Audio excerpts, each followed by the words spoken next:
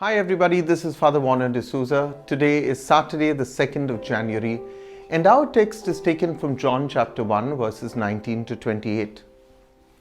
John the Baptist, he came to be a witness, and hence testifying in any forum would have been second nature to him. So when the priests and Levites, who were sent by the Jews from Jerusalem to interrogate him, ask him who he is, he confesses and does not deny it, that he is not the Messiah. John the Baptist identifies himself in, through, and by his relationship with Jesus. Whereas Jesus defines himself as I am, John is clear to say, I am not. He's not the Messiah, he's not Elijah, or the prophet. He is just the light that shines in the darkness. In the Synoptic Gospels, John the Baptist is a prophet who has an important ministry in his own right. He calls people to repentance and eventually dies as a martyr for daring to confront petty earthly tyrants with the word of the Lord. But in the Gospel of John, for the most part, he just points people to Jesus. Obviously, there was some excitement in the air for the Jewish bigwigs to troop all the way to Bethany across the Jordan. John the Baptist was raising people's expectations and at the same time upsetting the religious leaders. How had John, this eccentric preacher, become the talk of Jerusalem?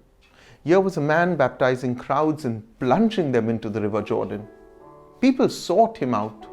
What then should we do? They asked him. But even more, the question that loomed large was, who was he? Was he really Elijah, who had descended in a whirlwind into heaven, but was to be sent back to the people before the day of the Lord comes, as we read in Malachi chapter 4, verse 5?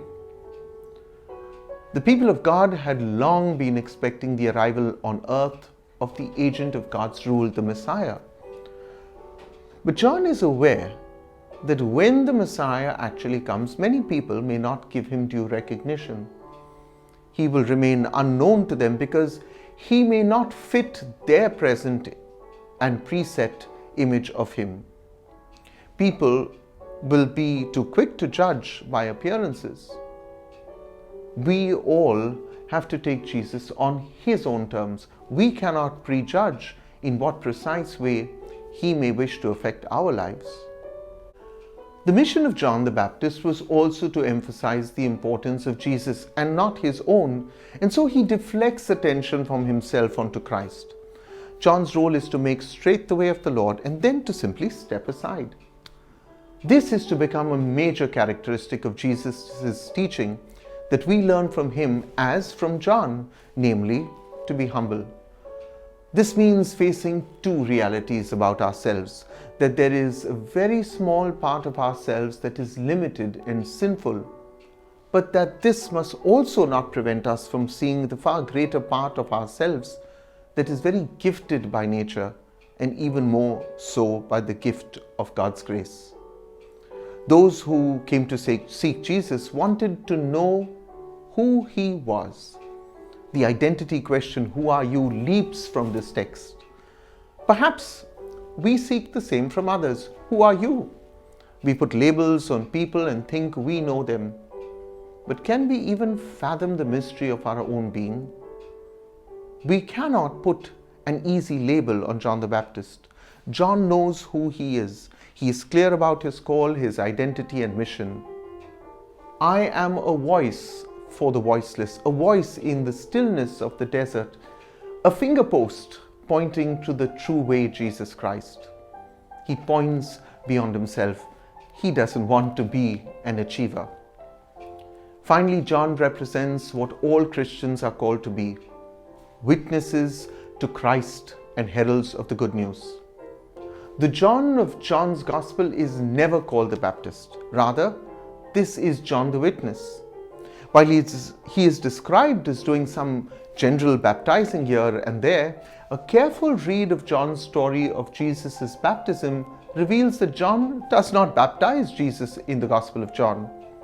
His primary role is not as one who baptizes, but one who testifies to the light that's coming into the world. John is a witness who testifies to the good news of Jesus Christ. Those two words are used more than 45 times in John's Gospel and are expressive of what might many consider to be a central theme of the work. We need to ask ourselves if we are witnesses and heralds of the gospel. Talk about Jesus and people will always want to change the subject. Often they want us to talk about ourselves, and frequently that may be what we would prefer to talk about as well. We are reminded to thoughtfully consider our testimonies of word and deed. Do our lives witness to the light of God within?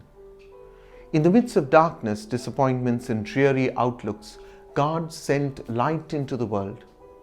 Trying times have the possibility to yield tremendous testimonies.